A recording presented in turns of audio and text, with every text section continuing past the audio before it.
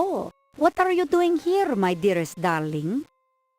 Come here and give me a kiss. Do you know how much I've missed you? What is it, my dear? You seem agitated. Oh, I know what you want.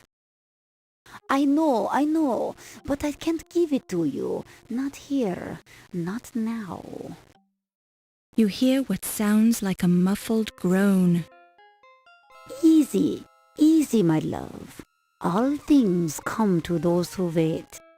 It will all be taken care of in time. Please don't be angry, my darling. It can't be helped. Please, my dearest, don't run away.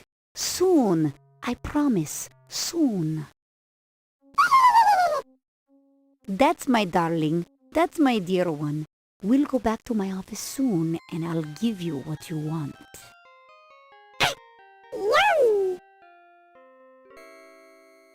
Well-timed silence. This door is locked.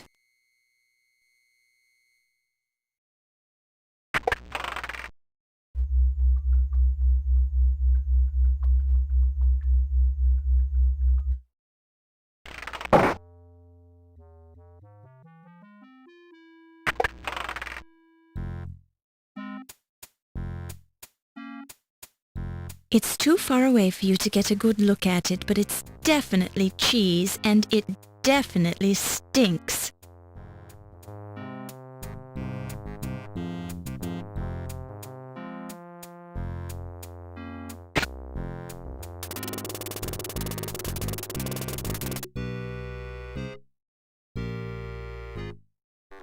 You pick it up and place it in your purse.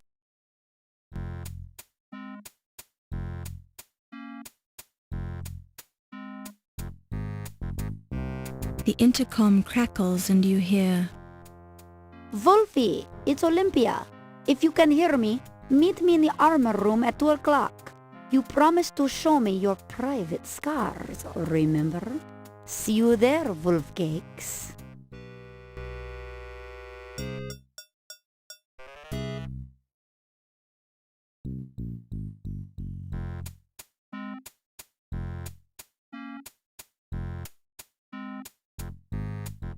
For some reason, the spine on this book has been turned round to face the wall, hiding the title.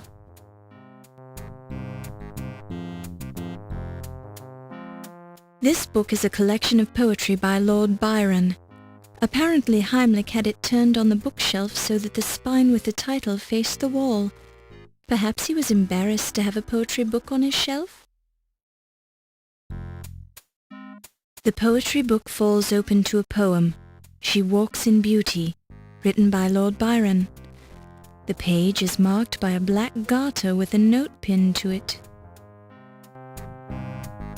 A lacy black garter with the name Yvette stitched into it. There is also a note attached.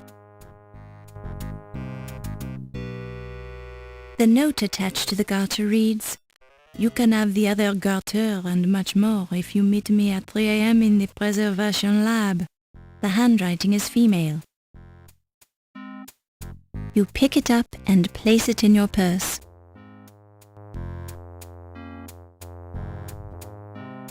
The room feels particularly secure.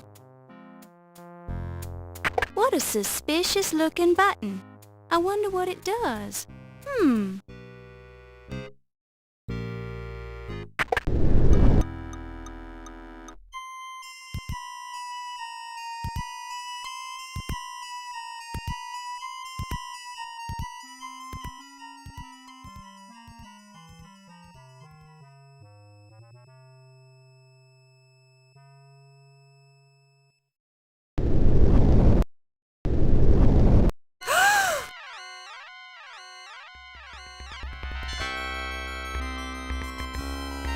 The clock appears to have been broken at exactly 12:04 a.m.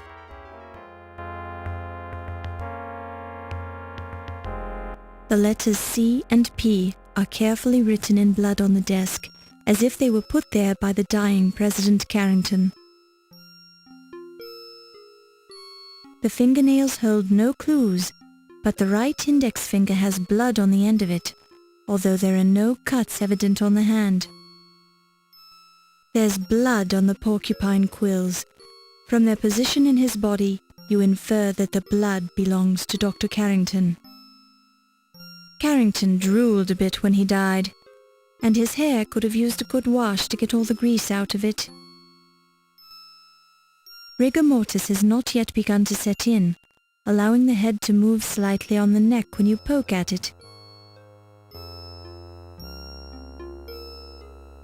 Rigor mortis has not yet begun to set in, allowing you to move the fingers freely. It's the intercom. Countess and Ziggy at 1 a.m. Medieval armor display. You presume the dripping blood belongs to Carrington, since the porcupine was stuffed.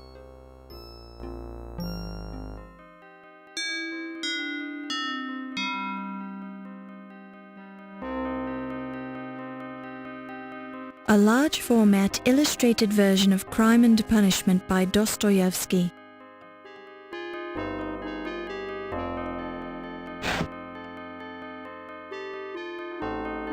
You notice that this is one of the earliest translations of Crime and Punishment into English. There's a police file hidden in the book. A handwritten note attached to the police file reads, "Remember our deal." You pick it up and place it in your purse.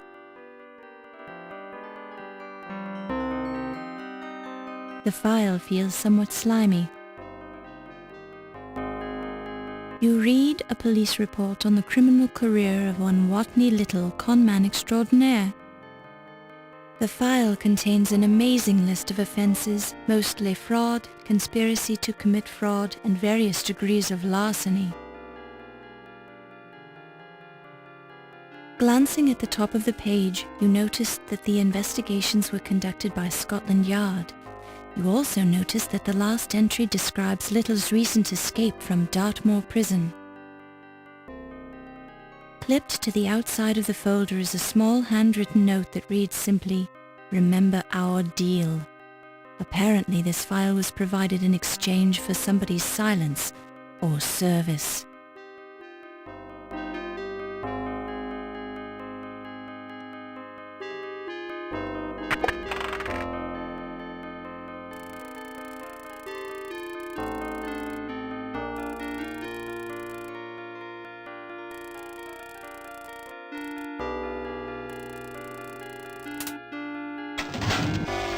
It feels safe. It's the personal diary of former museum president Sterling Waldorf Carlton. It's the personal... Glancing through the diary and the male handwriting within, it refers to Sterling's growing fear that the Countess only married him for his money and that she could be planning to kill him. The final entry reads, "Yvette fears her too." Not wanting to remove evidence from the crime scene, particularly when you must have broken some sort of law by opening the president's personal wall safe, you decide not to remove the diary.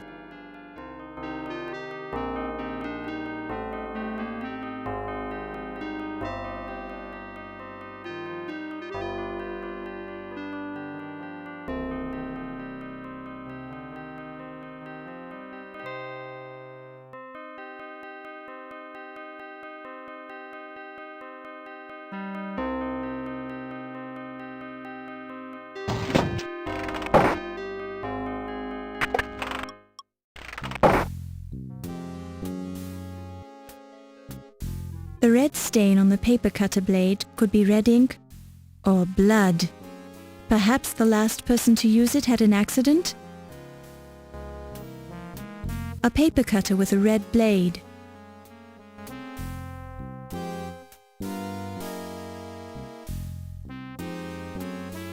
Miss Bo, this is a private office. Oh, well, I was just looking around. Have you seen this paper cutter? It looks like it has blood on the blade. Blood?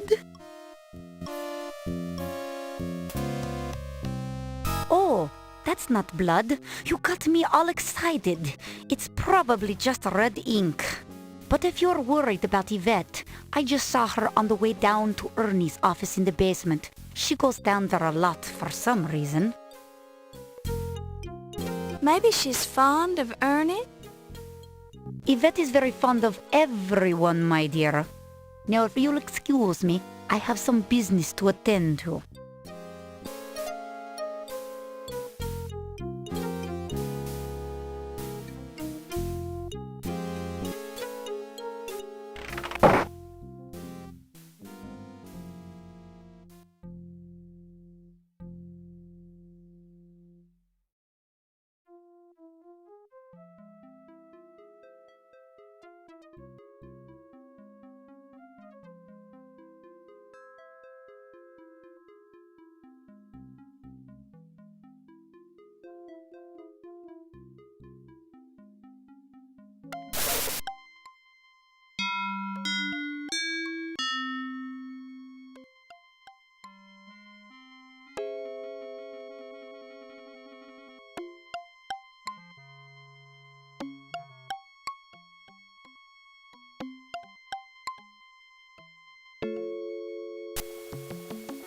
Well, well.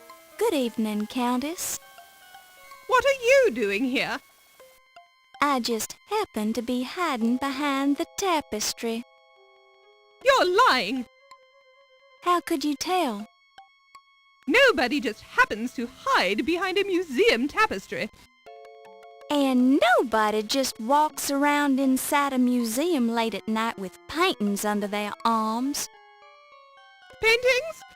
Oh, you mean these paintings? I just found them laying around on the floor and I picked them up so no one would step on them. I don't think so. You don't think so? Are you accusing me of something, you silly girl? What do you think? I think you're a rude girl who needs to learn some manners. The nerve going around accusing people of stealing paintings. Did I say anything about you stealing them? Well, of course you did. Don't try to trick me, girl. I've got more tricks than you have brain cells. One thing I have to ask myself is, why did you bring those paintings to a meeting with Dr. Carrington this time of night? How did you know I was meeting Dr. Carrington? I found a note beside his body. His body? You talk about him like he was dead. Yes, he is. Dead as a doorknob. You didn't know about it? You're trying to trick me again. Dr. Carrington is alive and well and working in his office. Well, you're right about him being in his office, but he's quite dead, I assure you. Oh, my God! And you seem to be a logical murder suspect. Wait a second. You're not going to pin this one on me. I didn't have anything to do with it. Why would I want to kill him? We've got a perfectly good art burglary scheme going. Art burglary? I think I said too much. If you're trying to convince me that you're not the murderer, you're not doing a very good job of it. What do I care what you think anyway? You're not a cop. But I am a reporter, and I could write about you in the newspaper.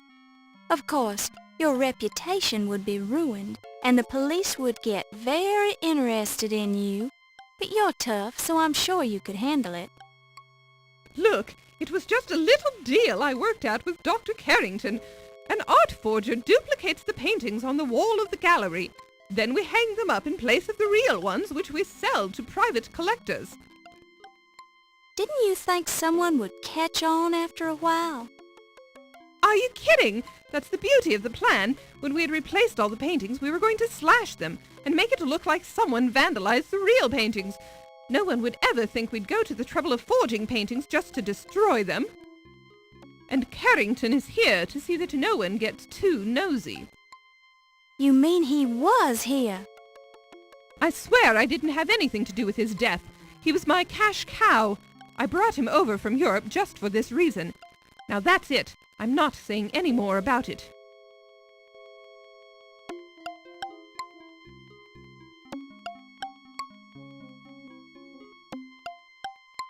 I saw an interesting diary in Carrington's wall safe. It belonged to Sterling Waldorf Carlton, your former husband. My dear Sterling's diary. What did you do with it? Well, I left it in the safe for the police to find. You didn't read it, did you? Yes, actually I did. It had some interesting things to say about you. Lies! All lies! I loved that man. I still love him, despite what he did to his will. Dear Sterling made me a rich woman. Or he's going to as soon as the will problems are cleared up. Sterling seemed to think you wanted to kill him for his money. Lies! Nonsense! Lies! Apparently Yvette is afraid of you too. Sterling mentioned her as well. Yvette! That little trollop! So that's who he was seeing behind my back. She must be the one who made him start changing his will. I don't know. I just know what I read in his diary. Oh! I'm starting to feel faint. Perhaps you should lie down somewhere and compose yourself. We'll talk more later. Yes, good idea. And don't try to leave the museum tonight. I'm sure Detective O'Reilly would be interested in hearing what I know about you. I'm sure he would, dear girl. Don't worry. I'm sure we'll talk some more.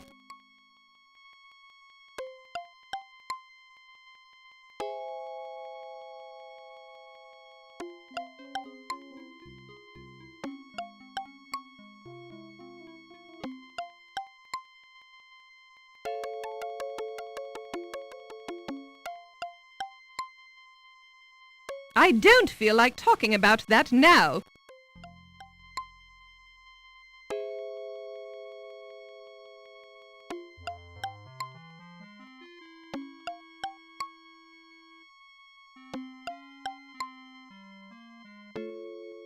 The faceplate on the armor is slightly open, as if something is protruding from the inside of the dark helm.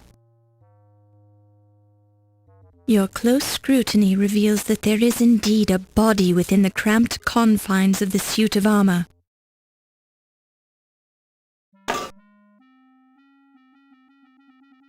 Dr. Carter's body has been indelicately crammed into the suit of armor. His filmy eyes gaze in mute shock.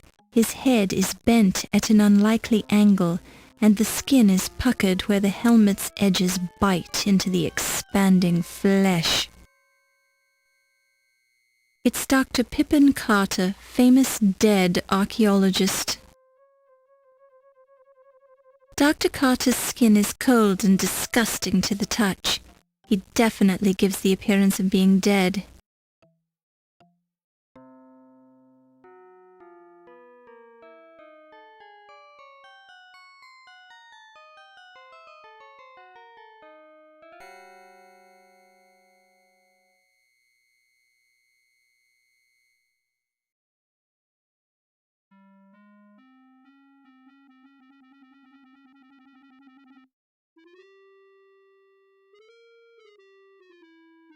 You don't hear anything.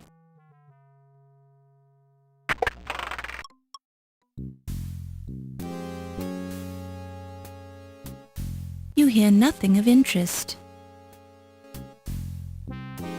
You hear nothing.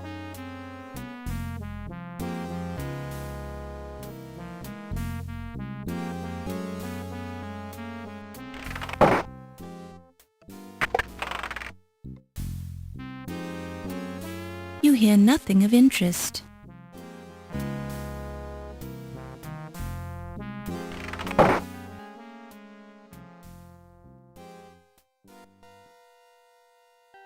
You don't hear anything.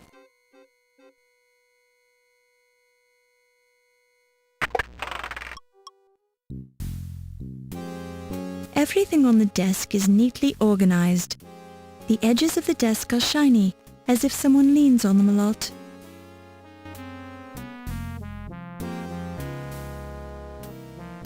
You hear nothing of interest.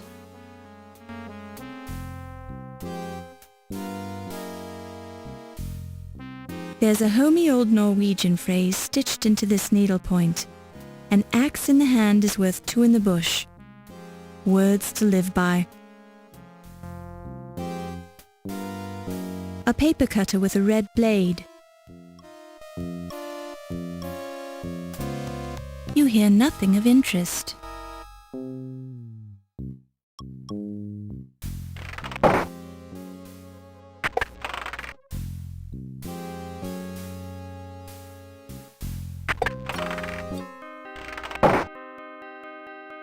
You hear muffled voices coming through the door to Yvette's office.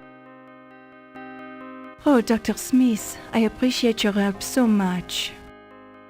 Well, I don't particularly appreciate giving it. I have things to do, Miss Delacroix. Important things. But surely you can spare the time to help me move my desk, no? Oh, I suppose. Why do you want to move it anyway? Oh, there is a terrible stain on the rug. I don't want it to show. We don't have to move the desk very far. All right. Oh, it's heavy. Oh! Oh, I am so sorry. Did you hurt yourself? Yes. Oh no, I'm bleeding. You owe me one, miss. But of course, Mr. Smith, I'll do anything you say. Anything. Didn't I let you in when you asked? Didn't I keep your secret? Yes, I suppose you did. And I'm sorry about bleeding on your carpet. At least it'll blend in with the old stain. What is that anyway? Oh, it is only strawberry jam. I'm sure I don't want to know, Yvette. Probably not, Dr. Smith. Now, let's go to your place.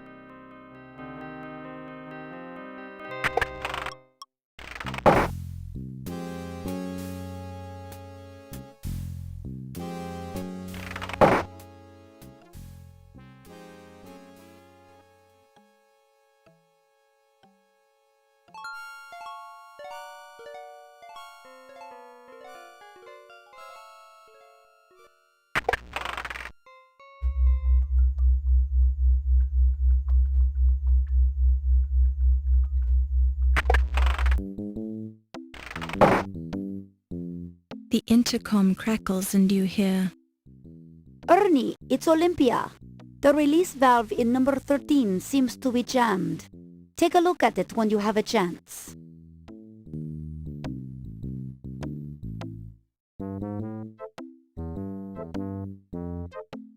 Don't touch it. You don't know where it's been.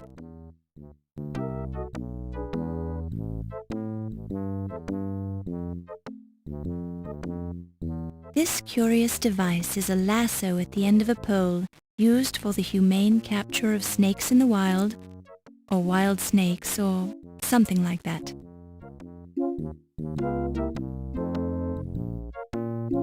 You pick it up and place it in your purse.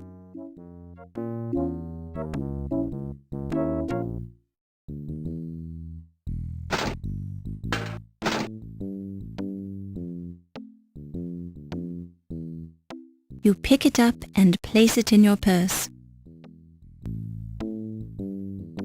This is the storage room that has been converted to an office for Ernie Leach. This is current VAT contents, Alcoholic Preservation Lab. 1. Koala bears. 2. Turtles. 3. Snakes. 4. Hippo. 5. Ground sloth. 6. Skunks. 7. Loch Ness monster. 8. Ostrich. 9. Lemmings. 10. Unicorn. 11. Creature from the Black Lagoon. 12. Rats. 13. Warthogs. 14. King Edward of Daventry.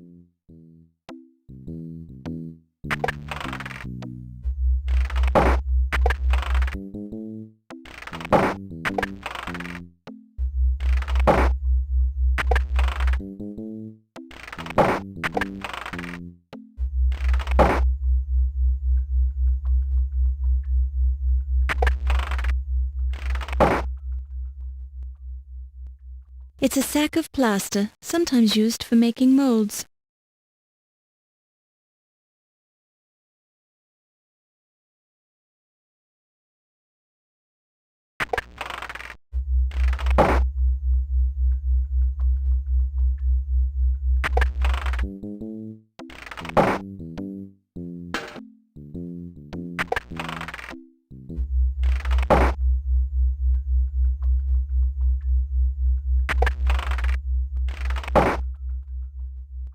The poster outlines basic dissection and preservation techniques.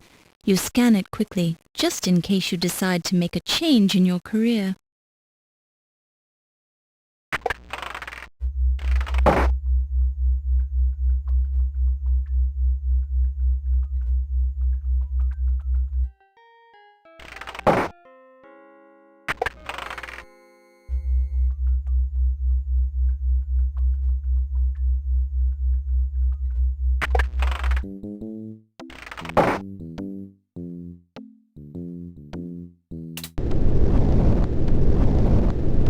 When you push the button, you hear a sliding noise off in the distance, clearly originating outside of this room.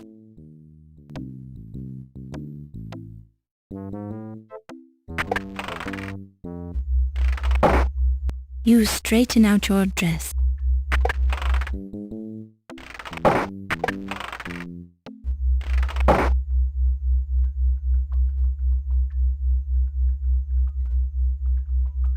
VAT 13.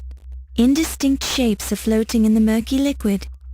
None of the creatures are close enough to the glass to see what they are.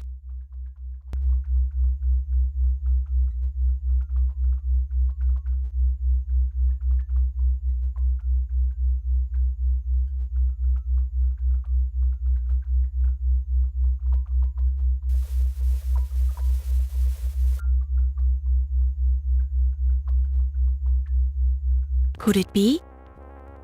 Yes. It's heavy.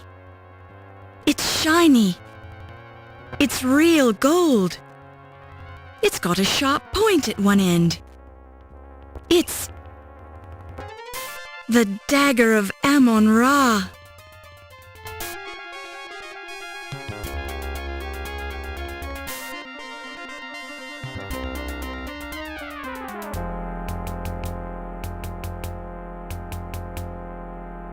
You pick it up and place it in your purse. Boy, the alcohol fumes sure are strong in here.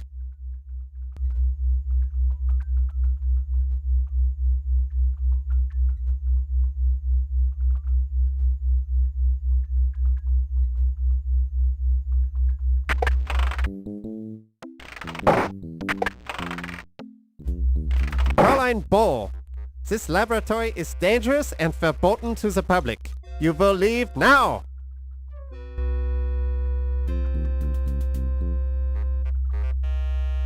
I will not warn you again!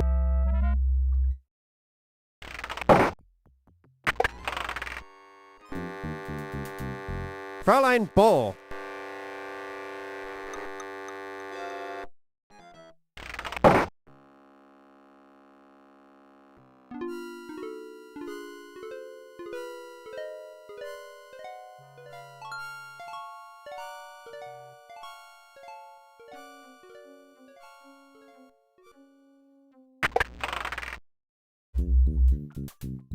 Fräulein Ball, this laboratory is dangerous and verboten.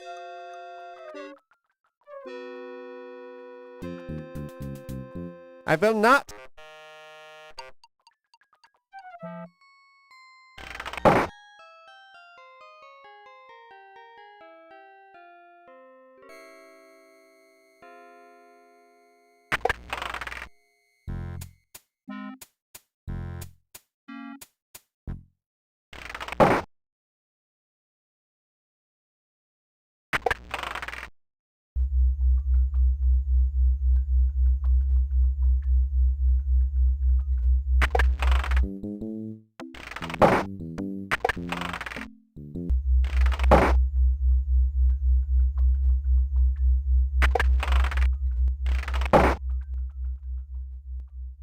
You pick it up and place it in your purse.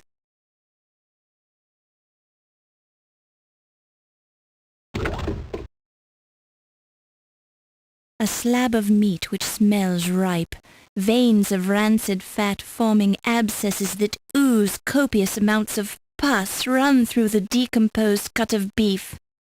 Yum, just like Mom used to make. You pick it up and place it in your purse.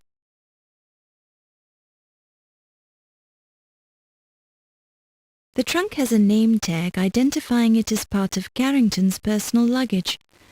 Beside it is another sticker emblazoned with the logo Andrea Doria.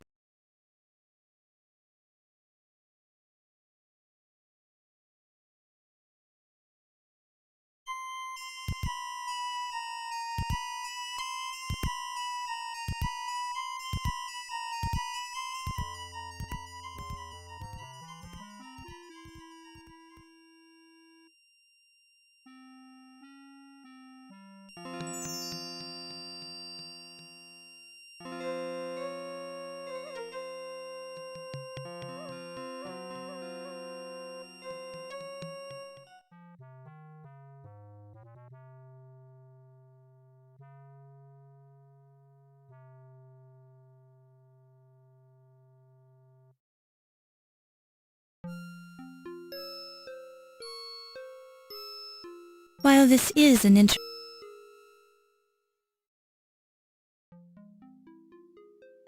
you pick it up and place it in your purse.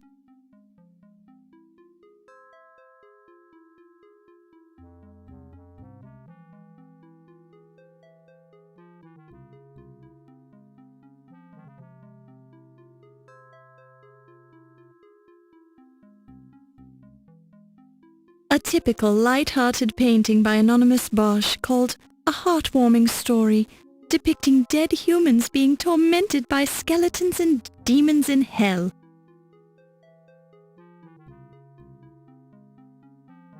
The oil paint on the canvas is old and cracked, but you can still see the characteristic brush strokes of anonymous Bosch, who painted with human bones instead of brushes. The oil paint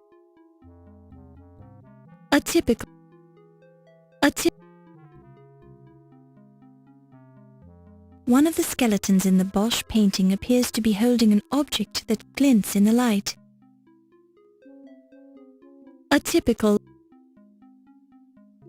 Feels like a painting by anonymous Bosch, who is known for the distinctive texture of his canvases, among other things.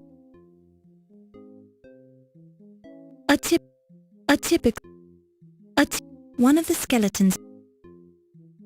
The oil paint. Inspecting the painting carefully, you note the bloody quality of the red pigment and recall that Bosch was known for the use of human blood in his paintings. An authentic recreation, at least in Bosch's mind, of happy-go-lucky skeletons tormenting a dead king named Graham.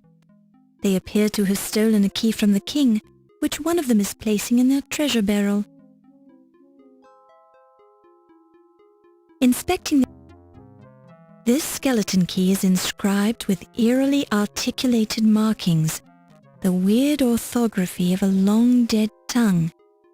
It offers no clue as to what it unlocks. Pandora's box, perhaps?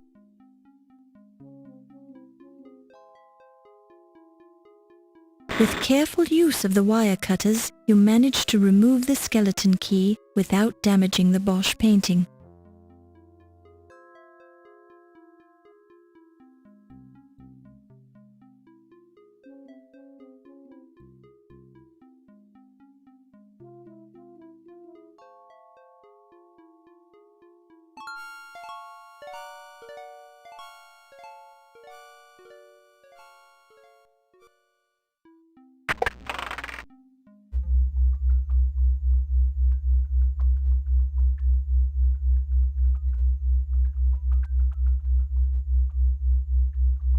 You don't hear anything.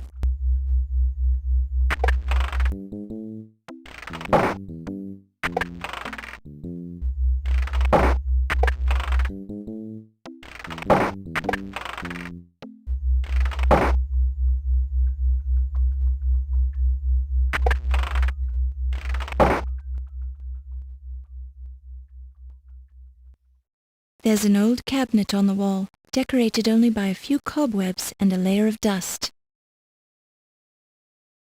The cabinet is empty. All the equipment is out on the work desk.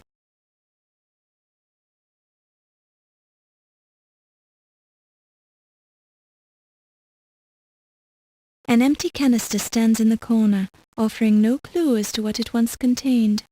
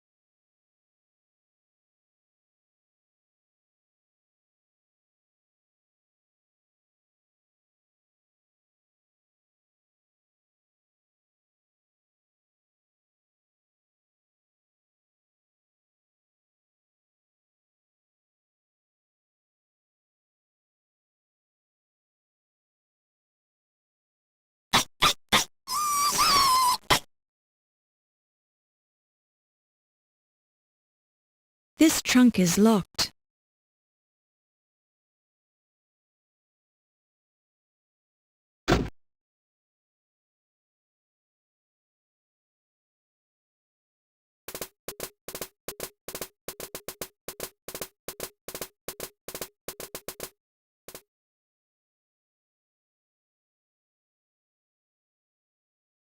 Oh!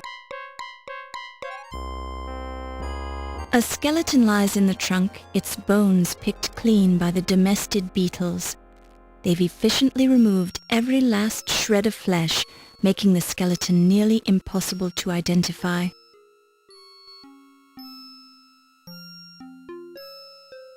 It appears to be a gold pocket watch.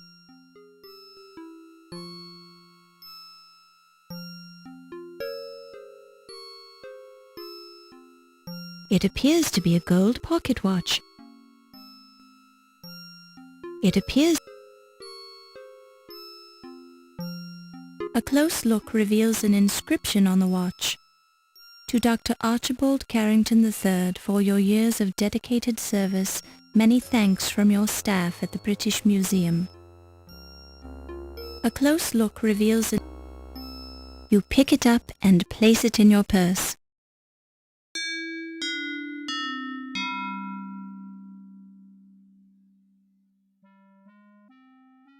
A skeleton lies in the... You have no reason or...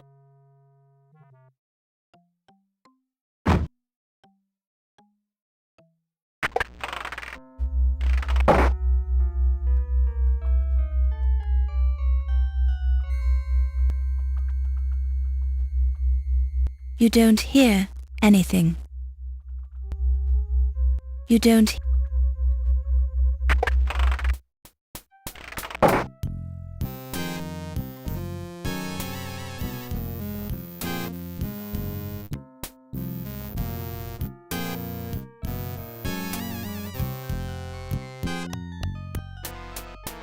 Am I going to have to spank you? Amscray!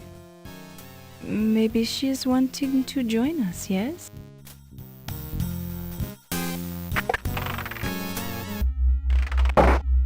This door is locked.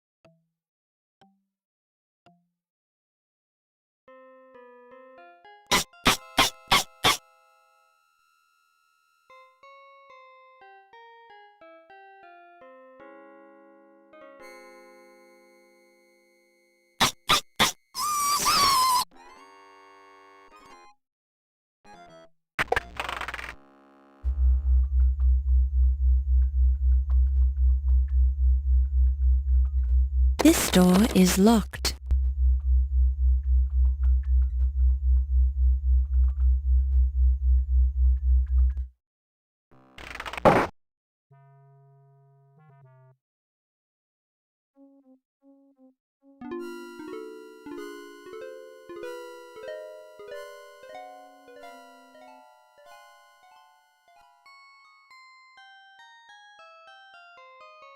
You hear muffled voices coming through the door to Yvette's office. You lied to me. Well, lass, I guess that makes us even. You lied to me. You had something to do with the dagger burglary. You've been sleeping with someone else. I saw you go off with that dock worker. I've never slept with Steve, and this Ziggy fellow, he told me about you and the dagger. And you believed that little weasel. I've arrested the man more times than I can count. The Ziggy, I know him a long time. He would not lie to me. That man'd lie to his own mother if someone paid him for it. Ziggy, he says you were working with the Carrington to steal the dagger. Lies! You can't be trusting the man. If he wasn't already dead, I'd pound the truth out of him. Maybe you already did. Were you sleeping with the little rat then? Of course not. You really surprise me, lass. I'd think you grew up on the streets accusing me of burglary like that. Where I grew up doesn't matter, does it? The important thing is... Wait, did you hear something at the door? Yeah, I was hearing it too. Keep your voice down then. You don't hear anything. This door is locked.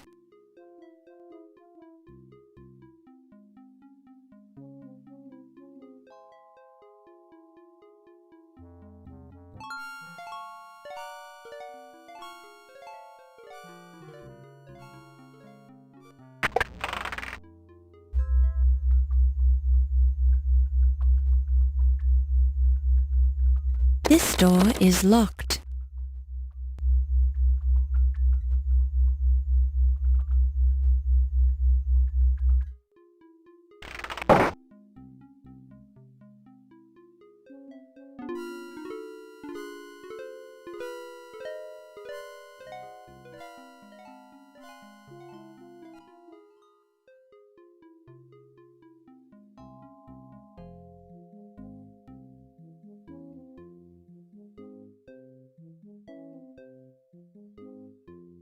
While this is an... While this...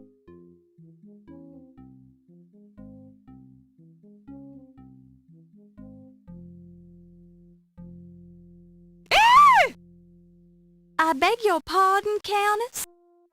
Here now, where did you get your mitts on that? Answer me. I... I really don't think that belongs to you, Miss Bow. I suggest you give it to me for safekeeping. No, I don't believe I can do that, Countess. Miss Bow, I said... Oh, I suppose you're right. Are you always this upset by pocket watches, Countess? Why, yes, dear girl. I've always had a dreadful fear of them.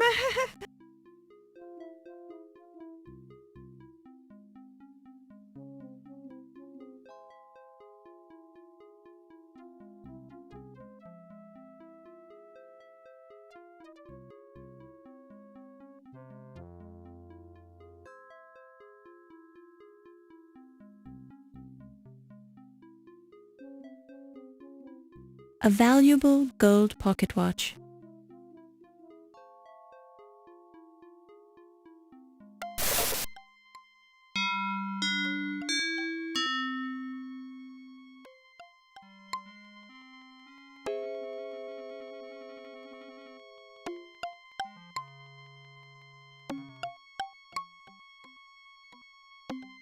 Wolfie, your facial scars are so wonderful. How did you keep them? Fencing, my Strudel. As a young man, I would fence with my Heidelberg friends. We would stop our opponent's saber just before it went through our faces, which would make the scars you see now. Ah, that is very interesting. You did not use masks to protect your faces? 9. That would have been considered unmanly. You'll have to show me how to do that sometime. There are many things I can show you, my strudel. Perhaps we should go somewhere less public, Wolfie. Oh yeah, good idea. Particularly since there's that annoying reporter wandering around the museum. That is not something I would have allowed if I was running things here. Give it time, Wolfie. Perhaps you will be running things here someday, if I have anything to say about it. Oh? What can you do? There are ways, but come, let us speak of these things in more privacy.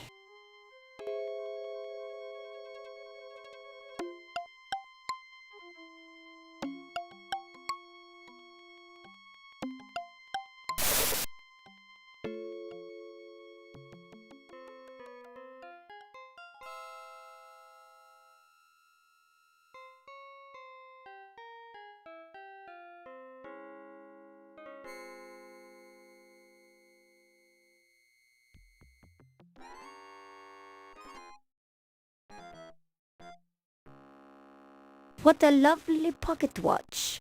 Time is such a wonderful thing. It is the backbone of entropy and the end of us all.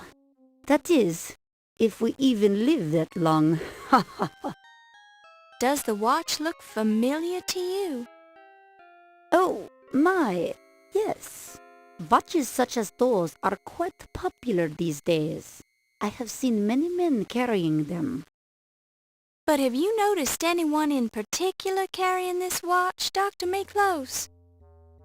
No, my dear. I try not to look at people that carefully. Living people, anyway.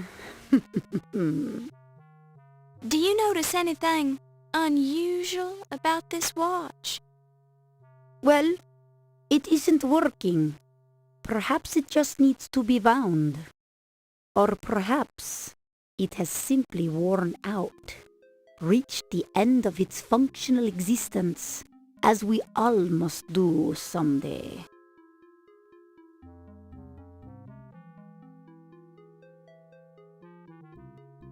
No, I certainly don't know anyone like that. I wish I did.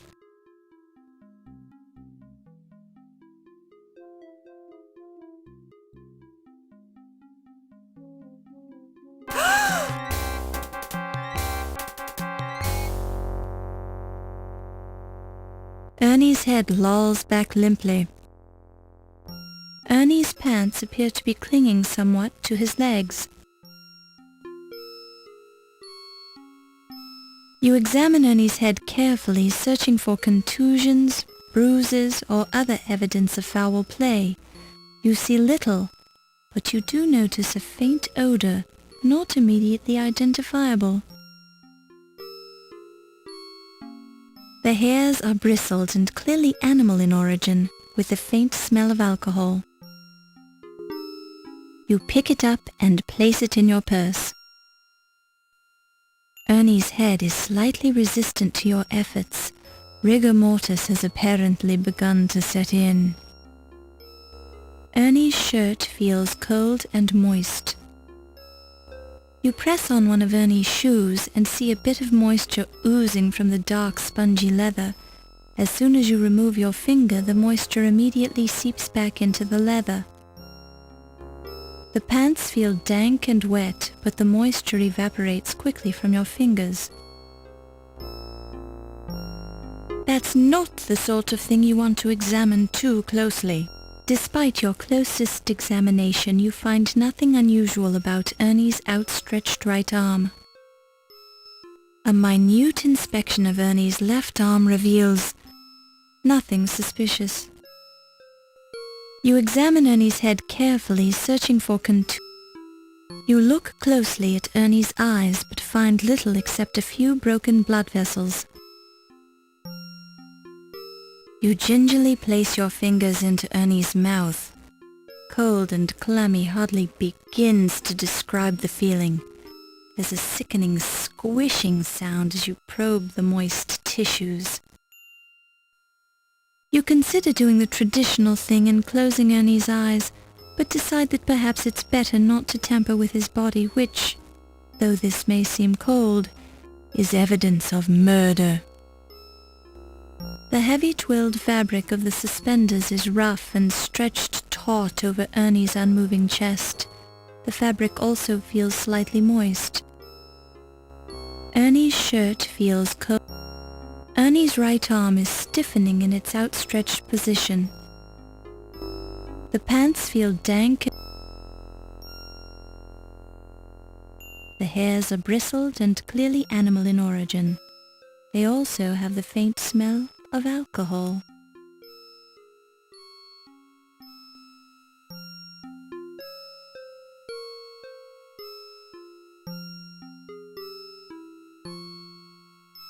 That's not the sort of thing you want to examine too.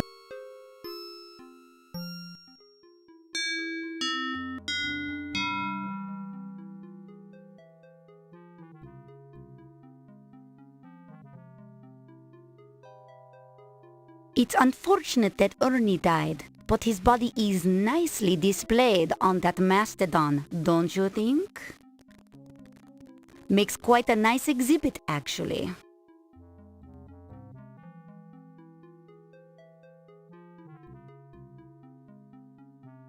Ah, he's the odd little fellow who lost his head, yes?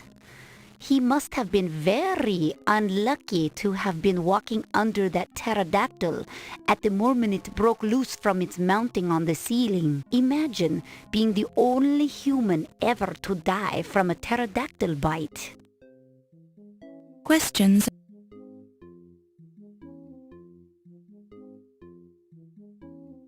Poor Dr. Carrington. He certainly had an interesting death, didn't he? I hope I expire in an equally unique fashion when my time comes.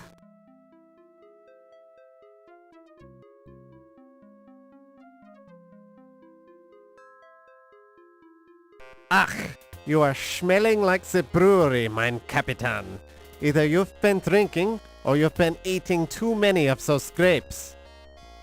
Sure and begorra. A man needs a little nip from his flask now and then, doesn't he? Personally, I do not require the drinking of the alcohol. It would impair my mental and physical skills. Ernie Leach has been murdered! What was that, lass? Ernie is dead!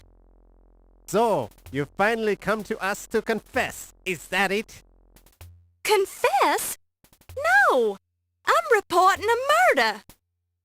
And you was the first one to find the body again? Well, I guess so. Quite a coincidence, Fräulein. I think we should be interrogating you to learn the truth! I've had enough of your lies! Calm down, Heimlich. If there's any interrogating to be done, I'll be the one who does it. Now then, lass, where did you find the body?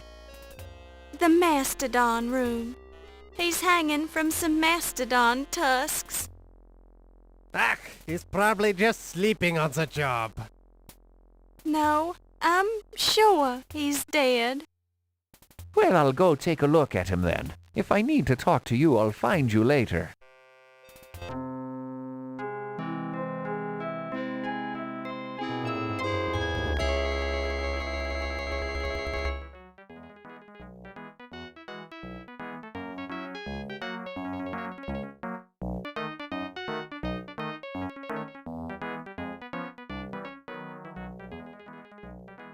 Do we smell a promotion in the air? You're doing splendidly.